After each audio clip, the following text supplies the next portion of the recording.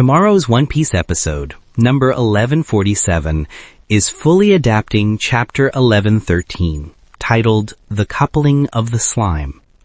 The anime episode itself carries the title A Shocking Finale, Vegapunk's Great Prophecy.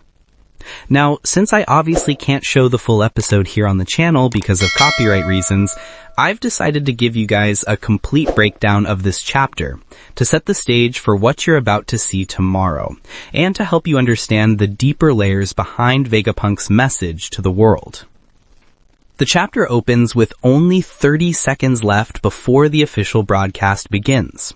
Mars realizes that the strange gurgling sound he heard earlier came from none other than Vegapunk's disconnected brain. For a moment, he even wonders if that is the scientist's true form. Still, he walks over to the broadcast Denden Mushi and smashes it under his foot, only to discover, to his rage and disbelief, that it was nothing more than a decoy. Vegapunk had completely fooled him. The real transmission is still going strong. Furious, Mars transforms back into his full form, Itsumade, and bursts out of Punk Records, cursing Vegapunk as the broadcast finally reaches the entire world. People everywhere tune in. Kaya and her friends in Syrup Village, the residents of Karakuri Island, the people of Torino Kingdom, even the pirates of Hachinosu, all watching in shock as Vegapunk's long-awaited message begins. Meanwhile, the other 5 Gorosei question marks, demanding to know what's going on. He admits he was tricked by a decoy and that there's now no way to stop the transmission. Still, he reminds them of what York told him, that Vegapunk intends to carry the torch of Ohara's scientists and continue the work they began 22 years ago. Meanwhile, on the other side of the island, Sanji hears Bonnie's desperate cries for help. Without hesitation, he rushes to the coast, only to find Nasjuro locked in battle with Bonnie and Frankie. The elder coldly tells them they won't be allowed to take the pacifista. Frankie steps up, ready to protect Bonnie from Nasjuro's blade, but Sanji cuts in like a true hero, unleashing a massive upward kick straight at the elder. Nasjuro responds instantly, transforming into his full beast form, Bakotsu, and sinks his teeth into Sanji, forcing him to release Vegapunk's body. Just then, Oimo and Kashi arrive, restraining Nasjuro and forcing him to let go. Atlas grabs the Stella's body, while Bonnie, using her distorted future technique, transforms into a towering giant, attempting to crush Nasjuro beneath her foot. At the same time, Vegapunk's message continues. He reveals that he's committed 2 grave sins, crimes so severe that he will soon be executed for them.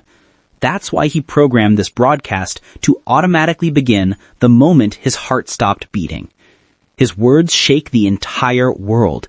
Everyone believes Vegapunk has died.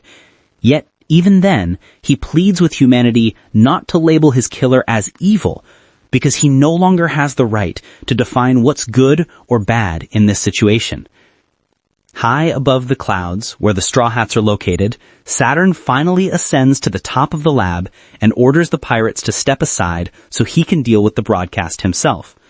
When he spots Robin, he coldly calls her the one who slipped through Akainu's fingers. Robin recognizes his voice immediately.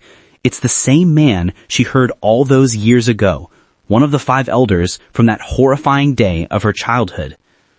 Saturn launches a deadly assault, and Nami summons Zeus to intercept it, shoving Robin away to save her. Zeus, Chopper, Usopp, and Brook all try to hold Saturn back, doing everything they can to resist his overwhelming power. As the chaos escalates, Mars decides it's easier to destroy the entire lab than keep hunting for the source of the transmission. York, however, is completely lost. She has no idea where Stella hid the broadcasting device. Saturn and Warcurry warn Mars that if he destroys the lab, they'll lose not only their military advantage, but also their ability to recreate Mother Flame. And finally, Vegapunk's voice echoes one last time across the world. He says what comes next will be hard to believe, that many will think he's lost his mind. But still, he must reveal the truth. He says the world is about to sink to the bottom of the sea.